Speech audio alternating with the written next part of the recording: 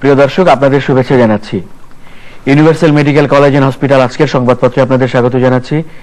আমি মীর মাসরুজ্জামান। সংবাদপত্রের শিরোনামগুলোকে ঘিরে চলমান পরিস্থিতি পর্যালোচনার নিয়মিত এই আয়োজনে আজ আমাদের সঙ্গে রয়েছেন সিনিয়র সাংবাদিক নাইমুল ইসলাম খান। আমরা স্বাগত জানাচ্ছি আপনাকে আমাদের মধ্যে। তো সংবাদপত্রের শিরোনামগুলো দেখে আলোচনা শুরু করছি। বাংলাদেশ প্রতিদিন, নতুন সম্পর্কে ঢাকা ওয়াশিংটন, বৃষ্টি বাণিজ্যে ঝটিকা সফরে ঢাকায় সহকারী পররাষ্ট্রমন্ত্রী উইলিয়াম টড, ভাঙতেই হবে বিজিএমইএ ভবন, রিভিউ আবেদন খারিজ। দৈনিক ইত্তেফাক, ইন্টার্ন ডাক্তারদের কর্মবিরতি, দেশব্যাপী রোগীদের ভোগান্তি। মানব জমিন, খাদিজা হত্যা চেষ্টা মামলার রায় 8ই মার্চ। আমাদের সময়, ভিডিওতে চিহ্নিত গুলিবাজ খুঁজে পাচ্ছে না পুলিশ, মহাখালীতে ঠিকাদারকে প্রকাশ্যে গুলি। সকালের খবর, রূপপুর পরমাণু বিদ্যুৎ কেন্দ্র নির্মাণ, বৈদেশিক ঋণ 65 বিলিয়ন ডলারে ঠেকবে 2024 সালে। জয় দিন, উগ্রপন্থী সংগঠন আনসার আল ইসলাম নিষিদ্ধ। ভোরের কাগজ, জাতীয় পাট দিবস আজ, জুট মিলগুলোকে প্রযুক্তি নির্ভর করার তাগিদ। দৈনিক দিনকাল, সামাজিক অস্থিরতা বাড়ছেই, অনাচার অবিচার বেড়ে যাওয়ায় বিভিন্ন ইস্যুতে প্রতিবাদে ফেটে পড়ছে ভুক্তভোগীরা। দৈনিক সংগ্রাম, 6 টাকার গ্যাস কিনতে হবে 32 টাকায়, রেন্টাল ও কুইক রেন্টালের মতো এলএনজিতে কার্যকর হচ্ছে দায়মুক্তির বিশেষ বিধান। The Independent, rise in political appointments in ambassadorial position, career diplomats get frustrated. Dhaka Tribune, Supreme Court BGMEA building must go. তো শিরোনামগুলো দেখলাম সংবাদপত্রের। আজ প্রধান শিরোনাম হিসেবে রয়েছে ঢাকার যে বিজিএমইএ ভবন, এটি নিয়ে, এটি হাতির ঝিল এলাকা দখল করে তৈরি করা হয়েছিল বলে অভিযোগ, মামলা মোকদ্দমা চলছিল। আমরা সর্বশেষ সর্বোচ্চ আদালতের রায় দেখেছি, রিভিউ খারিজ করে তারা বলেছেন যে এই ভবনটি ভাঙতেই হবে, এখানে থাকা যাবে না। আমার জন্য খুব ইন্টারেস্টিং, কারণ এটা যখন মূল মামলাটার রায় হয় যেদিন হাইকোর্টে, সেই বিচারকদের মধ্যে বোধহয় প্রধান ছিলেন হাইকোর্ট বেঞ্চে শামসুদ্দিন চৌধুরী মানিক, বিচারপতি শামসুদ্দিন চৌধুরী মানিক, এবং ওই রায়ের দিন আমি এই অনুষ্ঠানে ছিলাম মতিউর রহমান চৌধুরীর সাথে। আজকে আবার আপিলের পর রিভিউ, সবশেষ রায়ের দিনও আবার আমি চ্যানেল আইতে, মতি ভাই অসুস্থ দেশের বাইরে, তো ওনার কথা মনে পড়ছে এবং আমার ভালো লাগছে যে আমরা যত দীর্ঘই হোক, যত সময়ই যাক, আইন ও রীতিনীতির শাসনের বিজয় দেখতে পাচ্ছে। আমার নিজেরও কিন্তু এত দামি একটা বিল্ডিং বাংলাদেশের মানুষের টাকায় তৈরি করা, এটা ভেঙে ফেলা আমার কাছে কিন্তু খুব সুখকর, আনন্দদায়ক মানে অভিজ্ঞতা হবে না। কিন্তু আমি যখন আবার ভাবি যে আমাদের দেশে আমরা কত কত সময়ে বলতে হয় আইনের শাসন নাই, ন্যায়ের শাসন নাই, অরাজকতা, স্বেচ্ছাচারিতা, ক্ষমতা, এটা কিন্তু একটা উজ্জ্বল উদাহরণ যে বিজিএমইএ তো এক অর্থে বাংলাদেশের অর্থনীতির সবচেয়ে মানে একেবারে মানে শক্তিশালী গ্রুপ, তাদের উপরে বাংলাদেশের মানে অস্তিত্ব অনেকখানি কিন্তু এখন নির্ভরশীল। সেই রকম একটা শক্তিশালী গ্রুপও আইনের কাছে পরাস্ত হয়েছে, নত হয়েছে, নতজানু হয়েছে এবং মানতে বাধ্য হচ্ছে। তারা হয়তো সময় চাইবে, কিন্তু তারা আইনের প্রতি শ্রদ্ধাশীল থাকতে বাধ্য হচ্ছে। আমি মনে করি আমাদের প্রজন্মের জন্য, আমাদের উত্তর প্রজন্মের জন্য, আগামী অনেক প্রজন্মের জন্য এটা একটা মাইলস্টোন জাজমেন্ট, এবং এর বাস্তবায়ন যখন এটা ভাঙা হবে, যতদিন পরেই হোক, আমি মনে করি এটা আমাদের বিচার বিভাগের উজ্জ্বলতাটাই মানুষের সামনে ধরে তুলবে এবং আমাদেরকে আশ্বস্ত করবে যে বিচার বিভাগের উপর আস্থা রাখা যায়। আরেকটি সংবাদ শিরোনাম রয়েছে, সেটি হচ্ছে আনসার আল ইসলাম উগ্রপন্থী সংগঠন হিসেবে এটাকে নিষিদ্ধ করেছে সরকার। আমার মনে হয় যে সরকার এবং আমাদের আইন শৃঙ্খলা রক্ষাকারী বাহিনী, যদি বলি এটা সঙ্গত হবে যে বেশ কিছুদিন ধরে কিন্তু জঙ্গিবাদী তৎপরতা থাকলেও থেকে থেকে আমরা কিছু পাচ্ছি, কিন্তু এটা পাচ্ছি কিন্তু আমাদের আইন শৃঙ্খলা রক্ষাকারী বাহিনীর তৎপরতা এবং সাফল্য, এবং এই সাফল্যে জিনিসটা মোটামুটি যেটা নিয়ন্ত্রণে সেটা কিন্তু আমরা উপলব্ধি করতে পারি, আমরা যে স্বস্তিতে জীবনযাপন করতে পারছি তার ভিতর দিয়ে।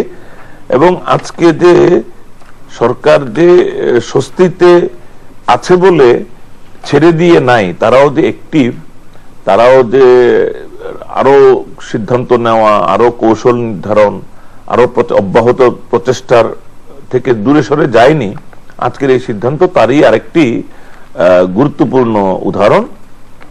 আমি আশা করব যে আমরা যতই স্বস্তিতে থাকি, সহিংসতা, সন্ত্রাস এবং জঙ্গিবাদের ব্যাপারে আমাদের আইন শৃঙ্খলা রক্ষাকারী বাহিনী সমূহ, আমাদের ইন্টেলিজেন্স এবং আমাদের সরকার এই রকমই সদা সতর্ক থেকে জনজীবনকে নিরাপদ রাখবে।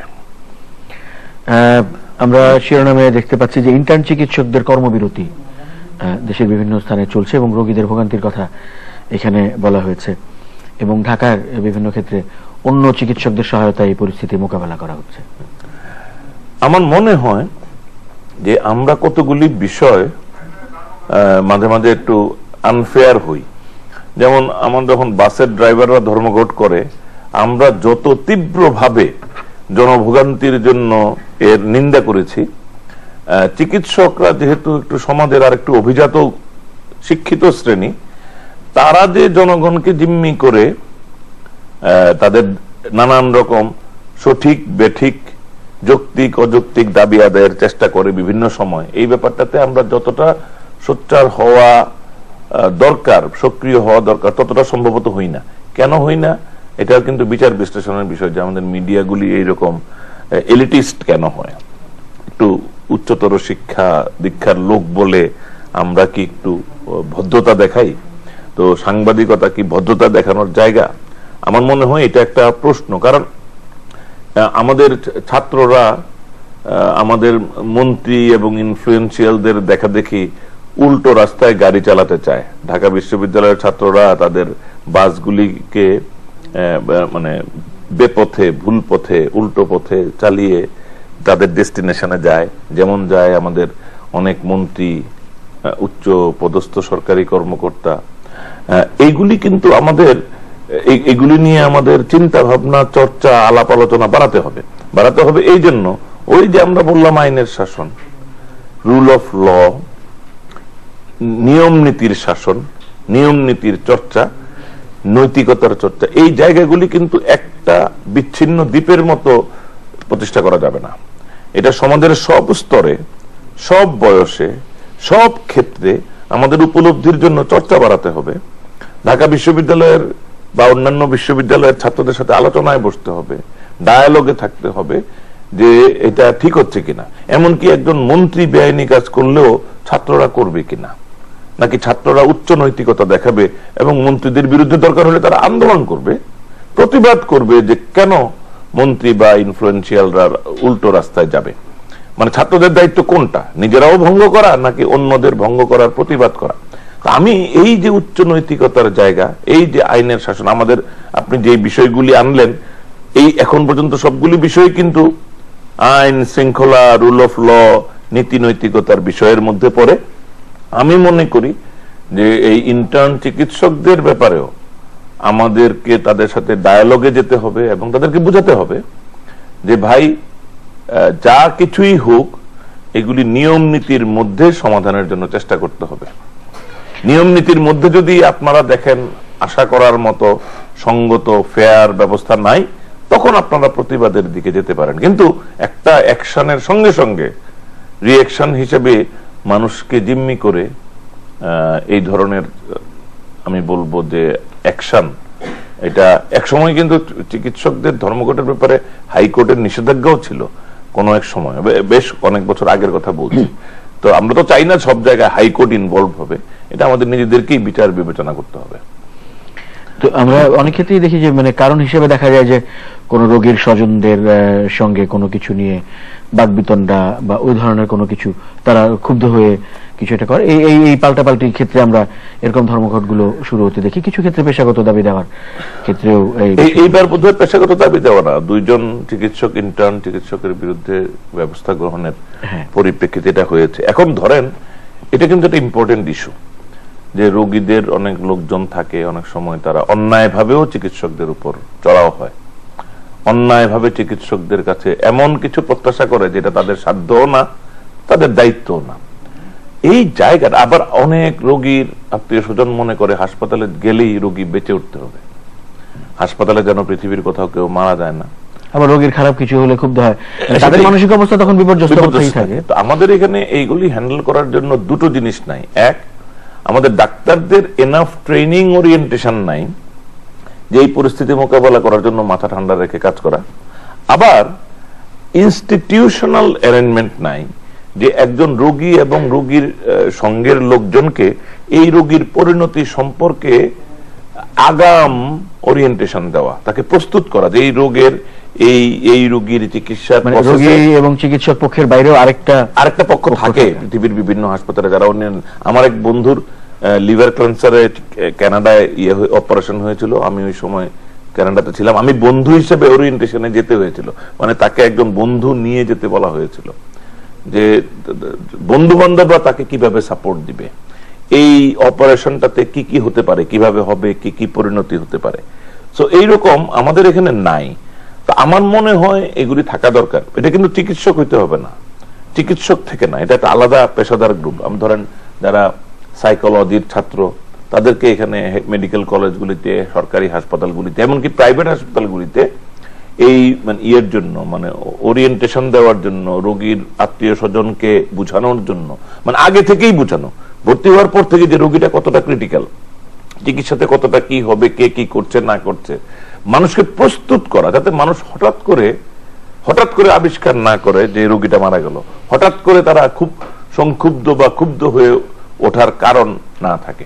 সো এগুলি আমাদের বহুমাত্রিক ভাবেই এগুলির চর্চা করতে হবে, যাতে আমরা ভবিষ্যতে এই ধরনের পরিণতি ভোগ করতে না হয়।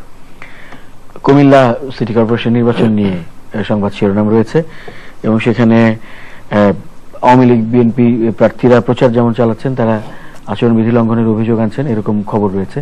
মানুষের আগ্রহ হচ্ছে নতুন নির্বাচন কমিশন এই নির্বাচনগুলো করতে যাচ্ছে। আমরা দেখছি যে 14টি উপজেলায় আজ নির্বাচন হবে। প্রথমে আমি বলি যে আমি এটা ধারাবাহিকভাবে বলে আসছি, আগের নির্বাচন কমিশনের ব্যাপারেও একই কথা বলতাম, যে নির্বাচন কমিশনকে আমরা এত কথায় কথায় কাঠগড়ায় দাঁড় করানোটা আমি সঠিক মনে করি না। কারণ বাংলাদেশে না, পৃথিবীর কোন জায়গাতেই একটা নির্বাচন কমিশনের মতো একটি প্রতিষ্ঠান কোন দেশ বা সমাজে একটা মানে মানে গ্রহণযোগ্য, সকলের অংশগ্রহণে প্রতিদ্বন্দ্বিতাপূর্ণ ফেয়ার নির্বাচন হওয়া কেবলমাত্র নির্বাচন কমিশনের পক্ষে নিশ্চিত করা অসম্ভব। এটা আপনি যাকে দিয়েই করেন, এটা একমাত্র যদি হতো, এটা যদি রিয়েলি আল্লাহর জগৎ হতো, যে আল্লাহ তার ফেরেশতা দিয়ে নির্বাচন পরিচালনা করবে, সেখানে হইলেও হতে পারে। কিন্তু মানুষের দুনিয়াতে এটা আরো অনেকগুলি শর্তের উপর নির্ভরশীল। এটা নির্বাচন সুষ্ঠু হবে কিনা, অংশগ্রহণমূলক, প্রতিদ্বন্দ্বিতাপূর্ণ, জনগণের খুব উচ্ছ্বসিত অংশগ্রহণে ধন্য, আনন্দ মুখর ইত্যাদি হবে কিনা, এটা ডিপেন্ড করে সরকারের উপরে, সরকারের মেশিনারির উপরে, প্রধান বিরোধী দল সমূহের উপরে, এবং সকলে যদি স্বতঃস্ফূর্তভাবে অত্যন্ত অত্যন্ত যেটাকে বলে ইফেক্টিভলি অংশগ্রহণ করে, তারা যদি তাদের সমর্থকদেরকে, কর্মীদেরকে ভালোভাবে কাজে লাগাতে পারে, উদ্বুদ্ধ করতে পারে, মোবিলাইজ করতে পারে, তাহলে নির্বাচন প্রতিদ্বন্দ্বিতাপূর্ণ হয়। এবং নির্বাচন যত শক্তিশালী ভাবে প্রতিদ্বন্দ্বিতাপূর্ণ হবে, তত এটা নিরপেক্ষ অথবা ফেয়ার হবে। কারণ যদি এক পেশে নির্বাচন হয়, এটা ফেয়ার হবে কিভাবে? মনে করেন একটা দলের কোনো শক্তিই নাই, আর একটা দলের সকল শক্তি, সরকারি শক্তিও তার সঙ্গে, তাহলে এখানে আর ফেয়ার নির্বাচন হওয়ার কিছু নেই। এখানে নির্বাচন কমিশন চাইলেও কিছু করতে পারবে না।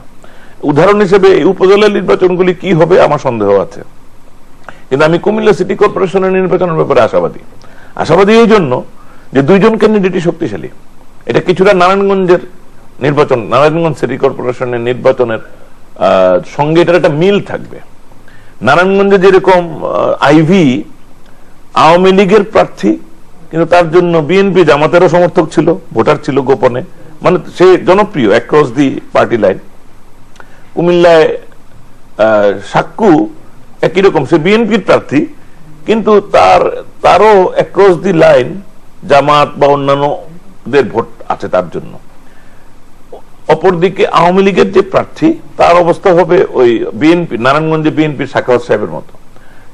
তিনিও একটা ঐতিহ্যবাহী আওয়ামী রাজনীতির পরিবারের কন্যা। তিনি দীর্ঘদিন কাউন্সিলর ছিলেন, প্যানেল মেয়র ছিলেন, একজন আমি মনে করি অত্যন্ত মানে আমার কাছে খুব পছন্দের একজন মানুষ, এবং নারী বলে তার প্রতি আমার আলাদা ভালো লাগাও আছে। কিন্তু তিনি যদি তার দল এবং নিজের সমর্থক সবাইকে সত্যি সত্যি নিজের পেছনে আনতে পারেন, এখানে যদি ভোট এদিক সেদিক হয়ে না যায়, আওয়ামী লীগের ভেতরে যে ইয়েটা আছে, ভেদাভেদটা আছে কুমিল্লায়, তাহলে কিন্তু রিয়েলি এটা প্রতিদ্বন্দ্বিতাপূর্ণ নির্বাচন হবে। সাক্কু যদিও বিএনপির প্রার্থী, কিন্তু এটা কিন্তু বাংলাদেশের আর 10 জায়গায় বিএনপির মতো তিনি কিন্তু অত দুর্বল বিএনপি না। উনি, তার ফ্যামিলিও রাজনৈতিকভাবে ঐতিহ্যবাহী, এবং তিনি দীর্ঘদিন কুমিল্লা পৌরসভারও মেয়র, কুমিল্লা সিটি কর্পোরেশনেরও ফার্স্ট ইলেক্টেড মেয়র। এই সমস্ত কিছু মিলে তিনি কিন্তু তার একটা শক্তিমত্তা আছে, তার এলাকায় প্রচুর কাজ করার সুযোগ হয়েছে। সুতরাং দুই দিকেই আমি সম্ভাবনা দেখি, দুই দিকেরই কোনো না কোনো যদি উইকনেস দেখা দেয় আমাদের চিন্তা ভাবনার বাইরে, সেটা তো আমরা দেখব। কিন্তু আমার জেনারেলি মনে হয় যেহেতু দুইটা পক্ষ শক্তিশালী, সুতরাং এটা খুব প্রতিদ্বন্দ্বিতাপূর্ণ হবে। দুই পক্ষই ব্যাপকভাবে সমর্থক এবং ভোটারদেরকে মোবিলাইজ করার সামর্থ্য রাখে বলে আমার ধারণা। সুতরাং নির্বাচনটা সুন্দর হবে। কিন্তু এই নির্বাচন সুন্দর হইলেই আমি নির্বাচন কমিশনকে সবগুলি বাহাবা দিব না, কারণ নির্বাচন কমিশন বাহাবা পাবে তার জন্য যতটুকু সংরক্ষিত, কিন্তু আসলে এটার জন্য বাহাবা দিব আমি এলাকার মানুষ, ওই এলাকার রাজনৈতিক দল সমূহ যারা অংশগ্রহণ করলো, সকলের চেষ্টা, এবং আইন শৃঙ্খলা রক্ষাকারী বাহিনী, জেলা প্রশাসন, তাদের ভূমিকা, প্রশাসনের ভূমিকা, সিভিল, পুলিশ, সব অ্যাডমিনিস্ট্রেশন এবং পুলিশ দুইটারই ভূমিকা, নির্বাচন কমিশন, সবকিছু মিলিয়ে তখন আমরা সম্ভাবনা আছে নারায়ণগঞ্জ টাইপ একটা গ্রহণযোগ্য নির্বাচন পাওয়ার। এবং এইটা আমি মনে করি নির্বাচন কমিশনেরও ইমেজ কিছুটা বাড়াবে। আরেকটি শিরোনাম রয়েছে, শেষ দিকে আমরা আলোচনা করতে পারি, সেটা হচ্ছে জাতীয় পাট দিবস। আমরা জানি যে পাট আবার নতুন করে একটা জাগরণের মুখে, এবং এটা নিয়ে অনেক উৎসাহ দেখা যাচ্ছে। এখানে ভোরের কাগজের শিরোনামটি এমন যে জুট মিলগুলোকে প্রযুক্তি নির্ভর করার তাগিদ। এটা কিন্তু সত্যি। আমি আমাদের বস্ত্র পাটের মন্ত্রী, প্রতিমন্ত্রী নানক, ওনার সাথে মাঝে মাঝে কথা হয়, এবং আমি ওনার মুখ থেকে সরকারের বিভিন্ন মির্জা আজম আমি ভুলের নানক বলে বলেছি, মির্জা আজমের সাথে মাঝে মাঝে আমার কথা হয়েছে, এবং আমি কিন্তু অত্যন্ত ভালো বোধ করি। কেন জানেন? উই আর এ জেনারেশন, আমরা ছোটবেলা থেকে স্কুলে এমনকি পাকিস্তান আমল রচনা মুখস্থ করতাম, এর মধ্যে সোনালী আঁশ পাট যে আমাদের জীবনে, বাংলাদেশের এখনকার তরুণ সমাজ কিন্তু জানে না যে পাট ছিল আমাদের প্রধান অবলম্বন, বৈদেশিক মুদ্রা, প্রধান অর্থকরী ফসল, এবং আমাদের এই সোনালী আঁশ পাটের অর্জিত বৈদেশিক মুদ্রা পশ্চিমারা পশ্চিম পাকিস্তানের উন্নয়নে ব্যয় করত। এটা কিন্তু একটা প্রধান ক্ষোভ এবং দাবির ছিল বাংলাদেশ। সো সেই পাট তার সোনালী অতীত হারিয়ে ফেলেছিল অনেক বছরের জন্য। প্রধানমন্ত্রী শেখ হাসিনা, আমি যদ্দূর জানি মির্জা আজমের কাছ থেকে, ওনাকে তো অনেকে মনে রাখবে ধরেন পদ্মা ব্রিজ সহ আরো অনেক বড় বড় প্রজেক্টের জন্য। আমি মনে করি পাটের সোনালী অতীত আবার স্বর্ণালী যুগে ফিরিয়ে আনার জন্য সম্ভবত শেখ হাসিনা স্মরণীয় থাকবে। অনেক ধন্যবাদ আজকে সময় দেওয়ার জন্য। প্রিয় দর্শক, আপনাদেরও ধন্যবাদ সঙ্গে থাকার জন্য। ভালো থাকবেন সবাই। Universal medical college and hospital আজকের সংবাদপত্রের আজকের আয়োজন এখানেই শেষ করছি। শুভরাত্রি।